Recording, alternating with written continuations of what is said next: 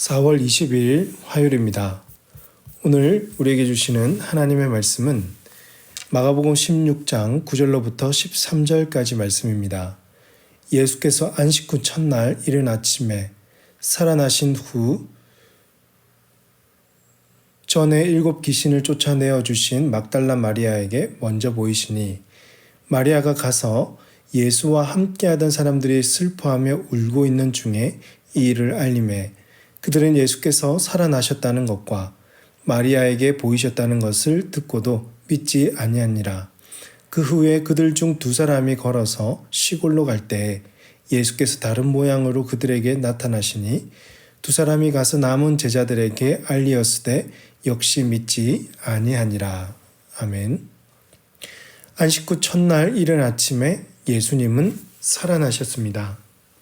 죄와 죽음의 권세를 이기시고 무덤에서 일어나셨습니다.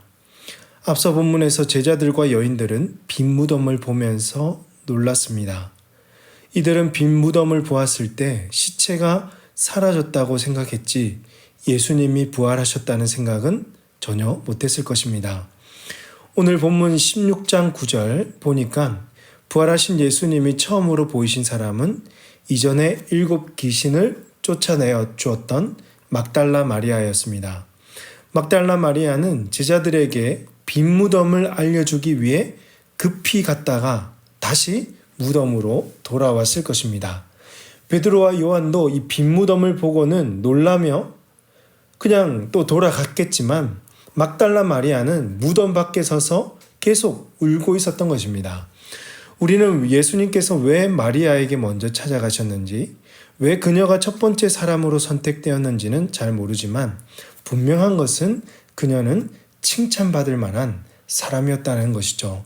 그녀는 죄인이었고 7 귀신 들린 적이 있었습니다. 마리아는 예수님께 고침을 받으며 이를 이겨냈고 그 감사로 끝까지 무덤을 지켰던 것입니다. 예수님은 마리아에게 너는 가서 내가 부활한 소식을 사람들에게, 제자들에게 알리라고 했습니다.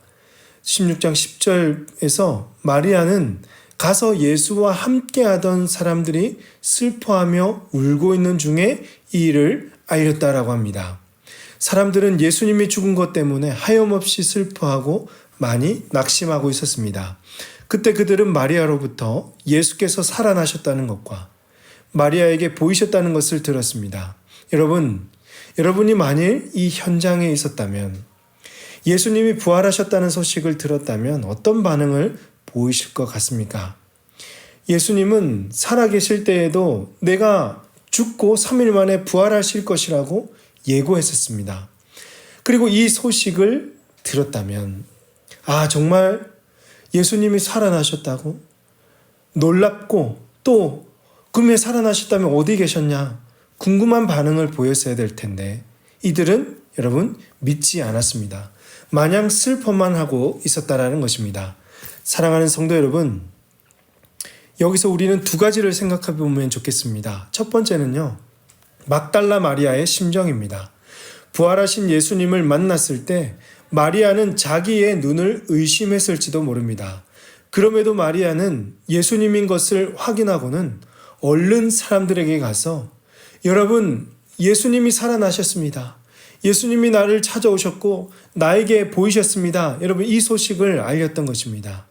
여러분, 이것이 뭐예요? 복음을 경험한 자의 합당한 반응이다라는 것이죠. 우리가 부활하신 예수님을 믿는 부활 신앙을 가진 자라면 옛사람을 벗어버리고 예수님을 믿고 새 사람을 얻은 사람이라면 이 소식을 전하지 않을 수가 없는 것입니다. 여전히 사망 권세에 사로잡혀 있고 인생의 문제에서 낙심하며 울고 있는 자들을 향해서 오늘 우리는 세상의 유일한 소망 되시는 살아계신 예수님을 전해야 하는 것입니다. 이 땅의 질서에 매여 있지 않고 인생의 문제에 허덕이지 않는 새 생명을 소유한 자의 그 모습을 이 세상에 우리는 보여주어야 하는 것입니다. 이렇게 부활의 증인으로 복음을 증거하는 여러분이 되시기를 주님의 이름으로 축복합니다. 2번째는 슬퍼만 하고 있는 사람들의 심정입니다. 마리아는 슬퍼하고 있는 사람들에게 가서 예수님이 살아나셨다는 것을 부활하신 예수님을 목격했다고 전했습니다.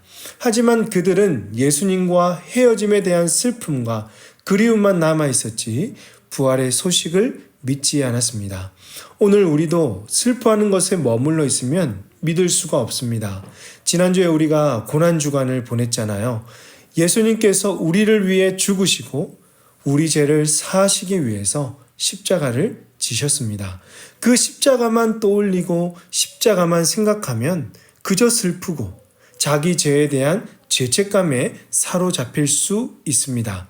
여기에만 머물러 있다면 여러분 그것은 참된 신앙이 아닌 것입니다. 예수님은 부활하셨습니다. 사망 권세를 이기시고 우리에게 새 생명을 주셨습니다. 여러분 믿으시죠? 그러므로 우리는 십자가와 부활의 영광을 함께 믿고 부활 신앙을 그리고 부활 소망으로 부활의 증인이 되어야 할 줄로 믿습니다. 이런 저와 여러분이 되시기를 주님의 이름으로 축복합니다. 예수님은 막달라 마리아에게 나타나신 이후에 길을 가는 두 사람에게 다른 모양으로 나타나셨습니다. 누가복음에 보면 이 두 사람은 엠마오로 가는 제자들이었다고 나옵니다. 그런데 예수님이 다른 모양으로 나타나시니 이들은 전혀 알아볼 수 없었습니다. 두 사람은 예수님이 누구신지를 깨달았을 때 두 제자는 즉시 예루살렘으로 가서 남은 제자들에게 알렸습니다. 그런데 뭐라고 합니까? 16장 13절 보니까 두 사람이 가서 남은 제자들에게 알리었으되 역시 믿지 아니하니라 라고 합니다. 여전히 예수님의 부활을 믿지 못했다라는 것입니다. 사랑하는 성도 여러분, 이렇게 예수님과 동행했던 제자들도 믿지 못했다면 예수님을 전혀 모르는 세상 사람들도 부활하신 예수님을 믿는 것은 결코 쉬운 일이 아니라라는 것이죠. 우리만 봐도 복음을 듣는 순간 예수님을 바로 믿은 것이 아니었지 않습니까? 시간과 성령님의 도우심이 우리에게 필요했던 것입니다. 그렇기 때문에 세상 사람들에게 복음을 전할 때 내 말을 듣지 않는다고 실망하거나 포기해서는 안 되는 것이죠. 부활신앙을 가진 자들은 예수님께서 언젠가 저들을 변화시켜 주실 것이라는 확신을 갖고 우리가 가진 영광스러운 복음을 전해야 하는 것입니다. 그리고 그 이후의 역사는 누구에게 맡겨요? 주님께 맡기면 되는 것이죠. 새 생명을 얻기 위해 우리를 세상에 보내신 우리 주님을 기억하면서 오늘 하루도 부활의 소식을 주변 사람들에게, 여러분의 가족들과 믿지 않는 사람들에게 전할 수 있는 복된 우리 모든 성도님들 다 되시기를 주님의 이름으로 축복합니다. 기도하겠습니다. 하나님 아버지, 우리에게 부활 신앙을 주시고 또 부활하신 주님을 소망하게 하시니 감사합니다. 하나님 아버지, 여전히 예수님을 믿지 못했고 부활 소식을 알았어도 하나님 믿지 아니하였던 우리 제자들의 반응을 보면서 하나님 우리가 이 세상에 나아가서도 여전히 비슷한 반응으로 우리가 경험할 수 있는데 그때마다 포기하지 아니하고 끝까지 주님 가르쳐 주신 이 부활의 복음을 늘 전파하게 하시고 그 이후의 역사는 주님께 맡길 수 있도록 은혜 베풀어 주시옵소서. 하나님 막달라 마리아가 끝까지 정말 그 빈 무덤에서 기다리며 주님을 만났던 것처럼 우리도 끝까지 주님을 만나며 끝까지 주님 앞에 나아가서 또 주님께 그 부활을 경험하고 또 세상으로 전해질 수 있도록 주님 함께하여 주시옵소서. 이 모든 말씀을 우리 구주 예수님의 이름으로 기도하옵나이다. 아멘. 오늘 말씀을 기억하시며 기도하시고 주간 기도 제목에 따라서 모든 한우와 섬김 사역을 위해서 기도하겠습니다. 모든 한우들에게 치유와 회복이 있도록 우리 교회 섬김 사역을 통해서 예수 그리스도의 사랑이 흘러갈 수 있도록 우리나라에 그리스도의 평화가 넘치도록 이 시간 합심해서 기도하신 이후에 개인적으로 가지고 나오신 기도 제목을 놓고 기도하시다가 자유롭게 처소로 돌아가시겠습니다. 함께 기도하십니다.